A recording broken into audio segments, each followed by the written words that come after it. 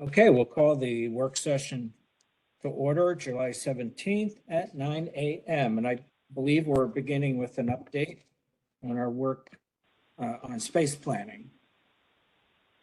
Michelle, you're. Counselors. Good morning, counselors. Michelle Schuster, Director of Internal Services. And yes, we will be giving an update today on our space planning projects that are happening around the county. If you'll go to the next slide, please. So we have multiple space planning projects going on right now, including at the Jail Work Center, doing a new building at that site, 1408 Franklin Street, which is our elections building, doing a remodel of the elections, 210 East 13th Street, which is a new building that we began leasing this last year, and that will be the future home of all the district court functions. Then the Public Service Center, we have multiple remodels happening in this building, including with the PA's office, auto licensing, community development, communications, human resources, engine defense, the sheriff, the auditors, the joint lobby, and district court probation. And then we have miscellaneous small ones that don't quite fit into any of these categories, including furniture for some departments, relocating of other departments to make room for the other remodels, and then the family law annex relocation and some consolidation of Superior Court functionalities.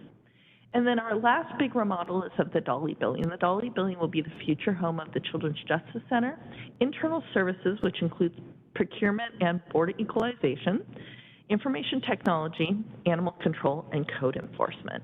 Next slide, please.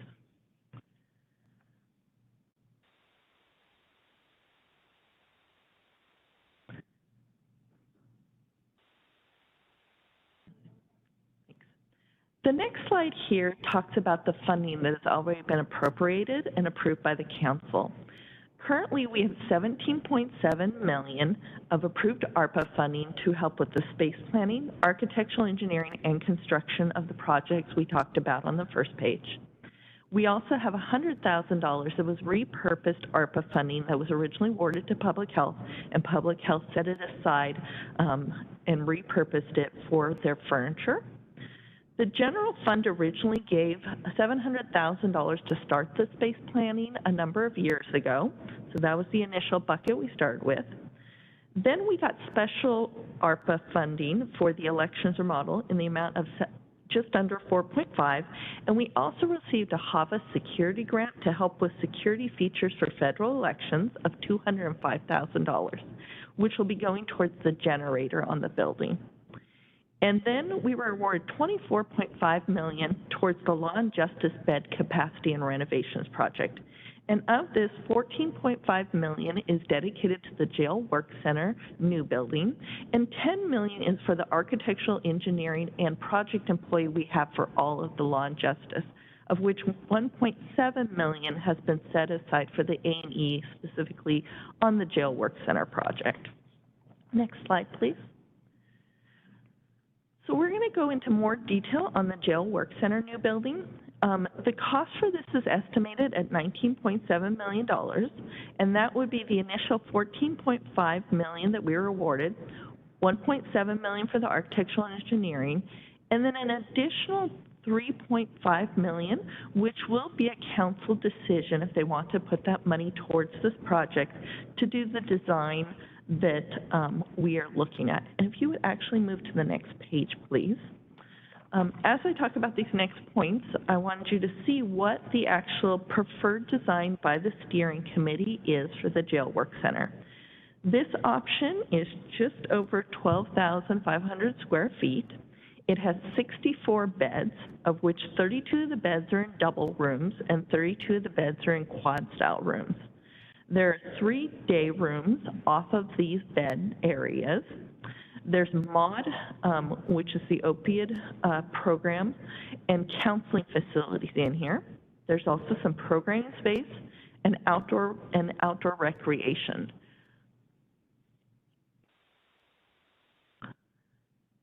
The next area we're going to talk about is 1408 Franklin. If you go to the next slide. And this is the elections building.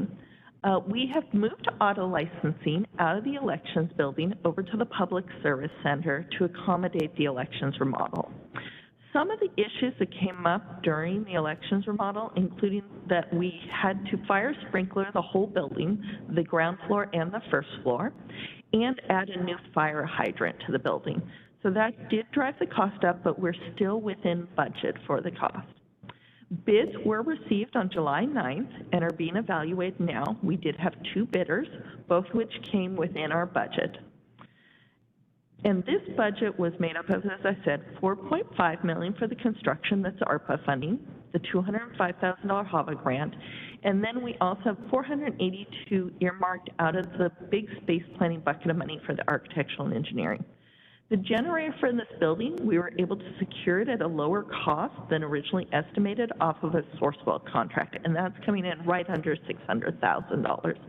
So all in, this will fit within the budget. And if you want to go to the next slide, this is sort of a high-level look at what the building will look like once the remodel is done.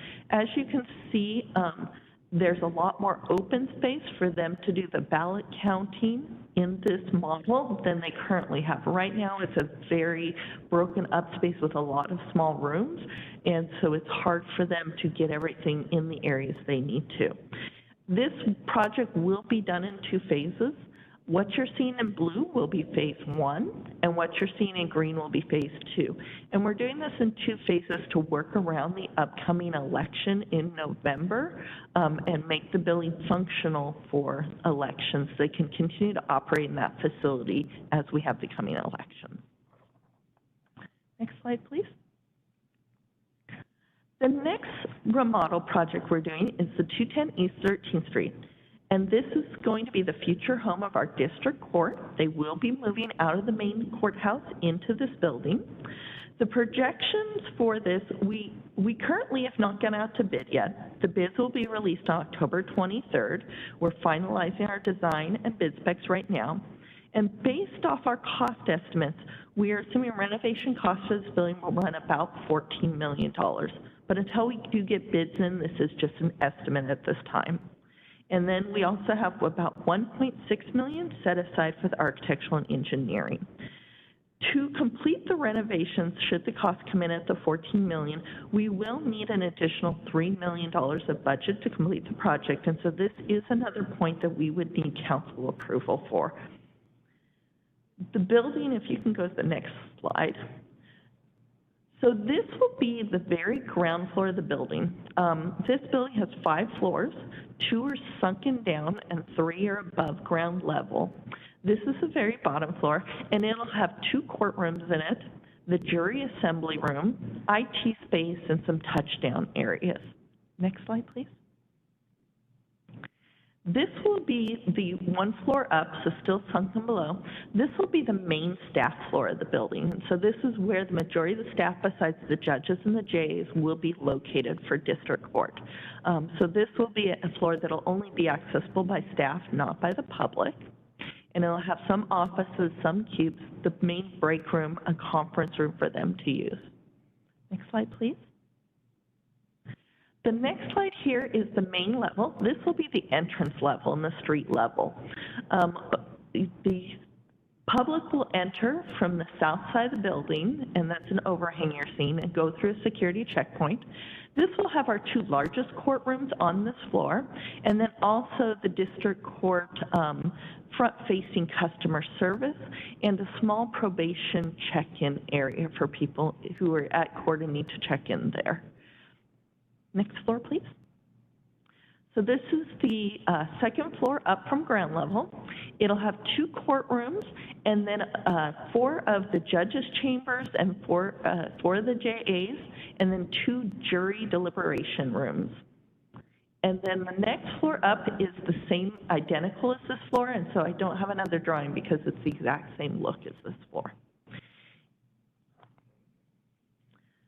If you want to go to the next slide.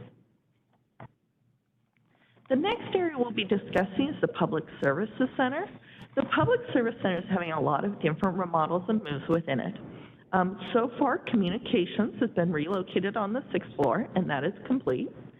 Community development has been consolidated onto the 3rd floor of the building, and that is nearly complete. We are just waiting on some backward furniture to arrive, which should be arriving next week. Human Resources has been relocated from the 5th floor to the 6th floor, and their move is completed now. Auto licensing moved from the elections building at 1400 Franklin to the PSC 1st floor, and they opened their doors about a week and a half ago in their new space. The courthouse, we installed new furniture for the clerks and redesigned their area. That's been completed. Public health furniture has all been delivered and installed, and that's completed now. The prosecuting attorney is getting 2 new offices as their staff has been overcrowded for a number of years and has been working out of their copier room and their conference room.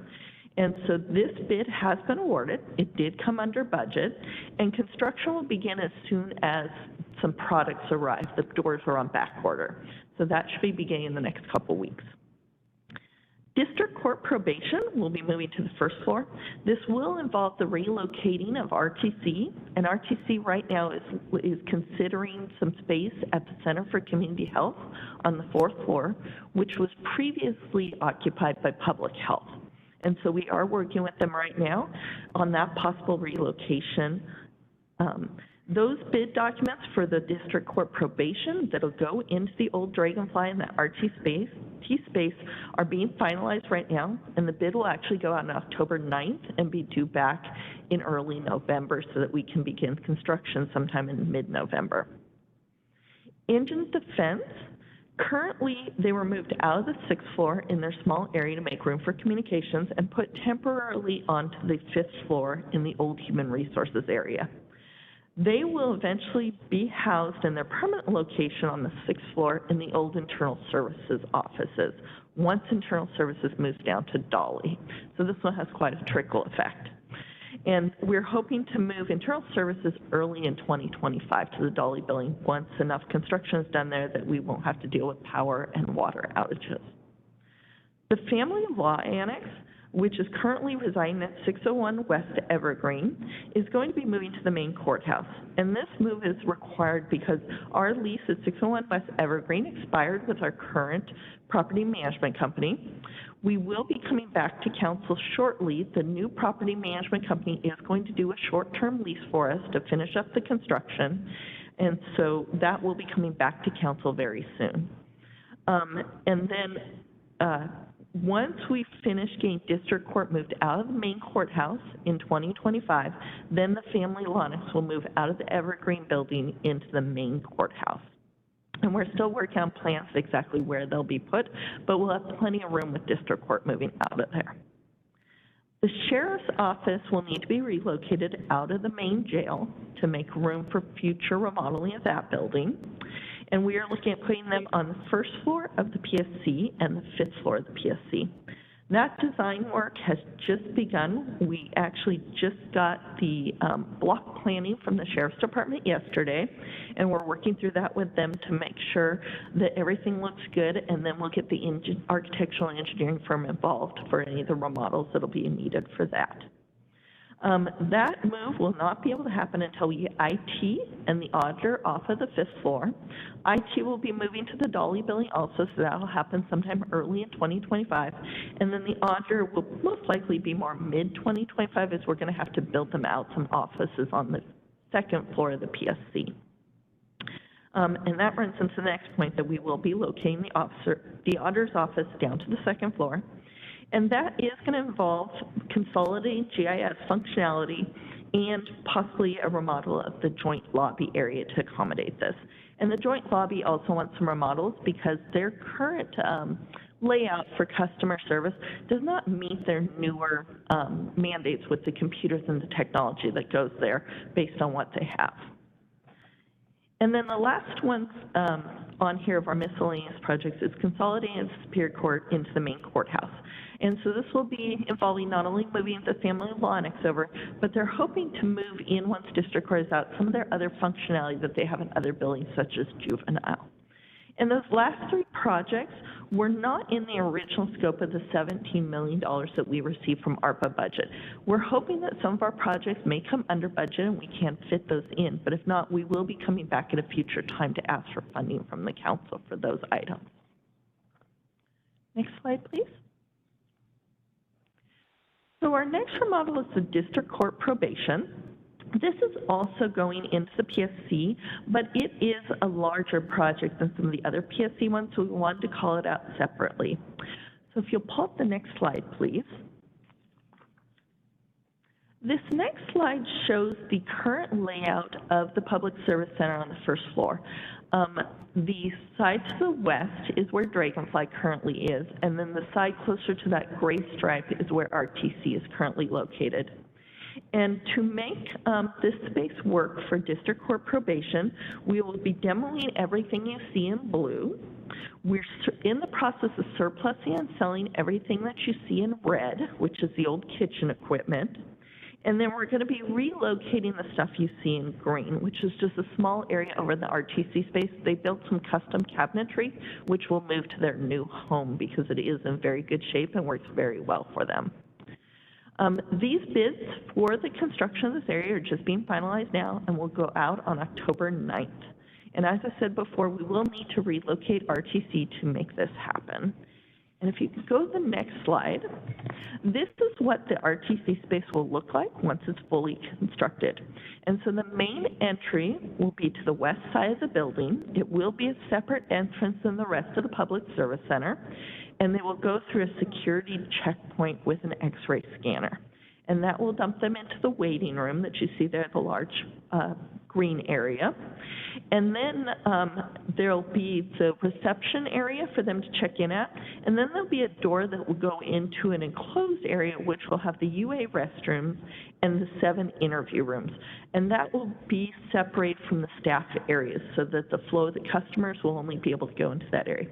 And then the rest of the blue area that you see is going to be cubes for the employees, and then 3 management offices, their workroom, a small meeting room, and their storage area, because they have a lot of storage needs for their department. And so that is the design plan for District Court going into this building. Next slide, please. Our next area is the Dolly renovations.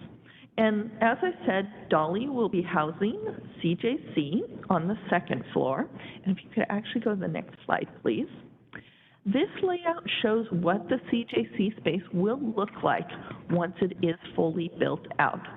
So we are going to be able to reuse a lot of the existing structure of that floor and offices.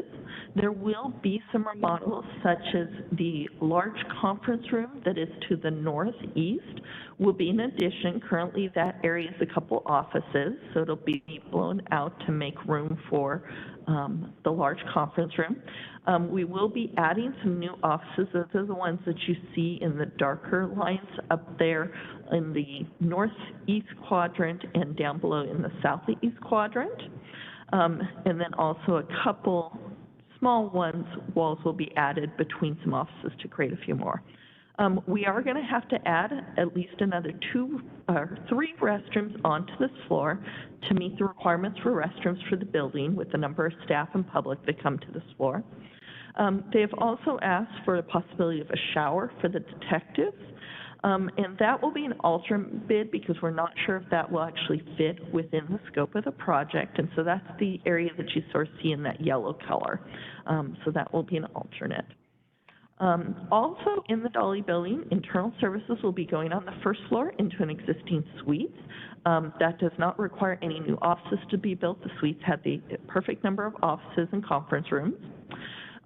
Just some minor furniture, carpeting, painting, that type of stuff. Information technology will be going into, their primary functions will be on the first floor, but they will also be taking some stuff in the daylight basement. And that also involves very little remodel. Most of that is more cosmetic changes. Animal control and code enforcement have already relocated to the building. They're currently located on the first floor of the Dolly building, and that remodel was completed about a year ago, or a year and a half ago. And then the basement and first floor work, as I said, really is more cosmetic, new paint, flooring, door hardware. There are some low voltage and electrical wiring upgrades we have to do and repairs to the exterior stairwell to meet code, and a few demos of walls and then new furniture installation. Next slide, please. And this next slide is just sort of a high-level view of the budgets we were awarded for all these projects, the expenses to date, our A&E that was awarded for the projects and our expenses to date for our architectural and engineering, and then our estimated additional funding. And as has been mentioned, the two that will need additional funding based on our projected cost are the Jail Work Center addition at $3.5 million and our 210 East 13th for District Court at $3 million. And then below, you'll also see future space plan projects, which were the ones that we talked about, the sheriff, the auditors, and the Superior Court remodel, that were not within this initial scope. And so we may need to come back for funding for those. We have put in a courthouse grant for the Superior Court remodel to see if we can get some grant money from the state to help with that, to keep the historical features of that courthouse in place. So that is the update on all of our current space planning. And as we move into the next work session with Sarah, they'll be going over possible solutions to help fund those $3 million and the $3.5 million additional funding needed for these projects. Thank you very much. Hey, thank you for that very thorough briefing. And I know we could drill down on any one of these architectural renderings, and we do have couple of counselors been working very closely on the jail and work center remodel. So anyway, I have one question. I don't want to drill down too deeply, but I want to allow other counselors first to ask questions. Any counselors have questions on what we were just briefed? One question. Yeah. Please, go ahead, Karen Bowerman. Michelle, what a report. I mean, this is just a fabulous, huge project that you're working on. And with the help of others, it's really coming together well. Thank you so much.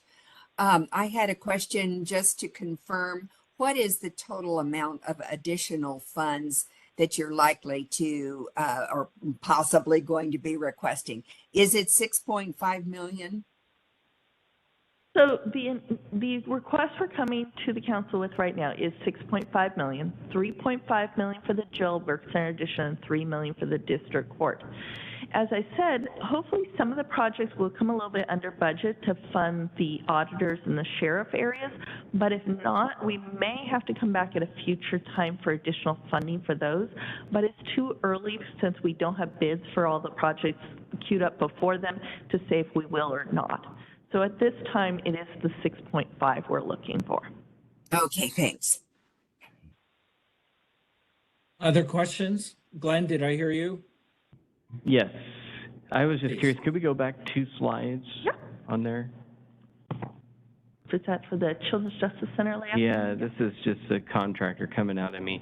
So the orange there are restrooms. Yes, and those are existing restrooms. Okay. The only thing we're going to be doing is replacing sheet vinyl in there. And then the two, well, I can't actually say those are all existing. So the 2 large ones where you see multiple stalls, those are existing restrooms. And we're not going to be touching those because we would trip them into a lot of code compliance issues, because they are not made for ADA right now. But we're going to be adding 2 ADA restrooms, one for staff, one for public, right next to that. That are off to the east side. So this is 2 individual. Yep. My question was, why sheet vinyl? Price, to keep it within budget. It's easy to clean. We can do tile and stuff, but it does tend to drive the price up substantially. Yeah, I understand that. I'm just, I mean, in a bathroom, sheet vinyl, it just doesn't last very well. And I don't know how old the existing floor is in there. The existing floor is over 40 years old and still in good shape. It's the old 60s, 70s green and orange color, so that's why we'll be replacing the flooring. But it actually is in decent shape, amazingly. Yeah, probably has asbestos in it. Not in these ones, but down in our break room on the first floor it does, which is why we're going over an overlay in the break room downstairs. Gotcha. Yeah. Okay, thank you. Chair, I just had a comment I'd like to make. Can we just focus on questions right now? Sure. Do you have any questions? Okay, Well, so it relates to the work center, and you know, I think that in working with our consultants, we were very well served in trying to squeeze that budget down as much as possible. But as I understand, as we looked at the possibility of reducing the number of beds, that really didn't work out, given that we're going to be using the work center when we're remodeling the jail. Could you speak to that a little bit? And we did reduce down the number of beds. I believe our original plan was 128? Yeah, we originally had 128 in the very, very first scoping of that project. And then we tried to get it down to the 80-some range, and it just wasn't fitting within a good budget. And so that's what finally drove it down, that the committee went with, was the 64 beds. Anything smaller than that, it became that it wasn't useful for us or made sense. So we did almost reduce by half the number of beds from the very, very original scope we had talked about in the steering committee. Thank you. You're welcome. Slide 9, please. So I know that we have an existing building and we're going to do the best we can with it. I would just say I'm fairly shocked. You know, just a cursory look, and I don't know what the practices are in our municipal court right now, but so the first observation was, I know we're adopting this building and the mechanical rooms are what they are, but between storage and mechanical rooms, half the space is dedicated, if you add up all the storage rooms and mechanical, to non-usable space for the purpose of the building. The other general observation was, I don't know what the practice is in our municipal courts, but these are the smallest courtrooms I ever saw. I mean, they're like conference rooms. You can sit less than 20 people in the audience. Jury room, same observation. I don't know what the average panel size is, but you have almost 100 square feet for a lactation room, and then 750 square feet for assembly. You know, so I don't, the district court is buying off on this, because I see these space allocations Yes. as pretty constricted, and you know, you can't pick more than one jury at a time with that size assembly room. And I don't know how big are their calendars? Because normally you would fit, I mean, a misdemeanor calendar could be 40 to 100 people on calendar, and yet you only have 18 spaces to sit.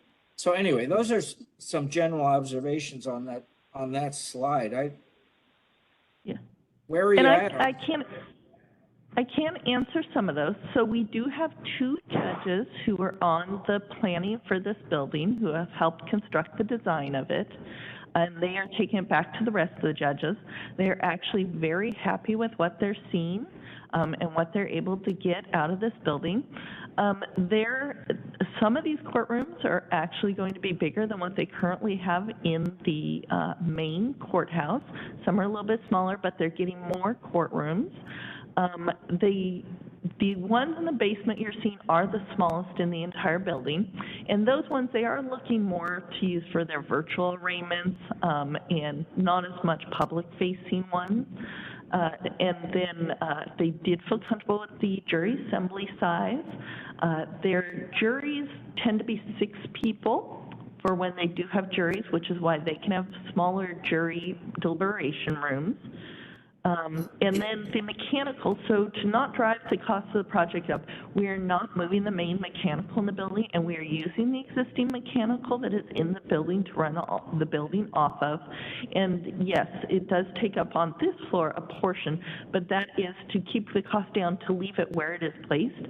And this building does have some large mechanical in it, and those buildings that has our electrical, it's got the HVAC, all of that is consolidated there. And so yes, this floor does have a lot of mechanical on it, but it's existing, so we don't have to touch it.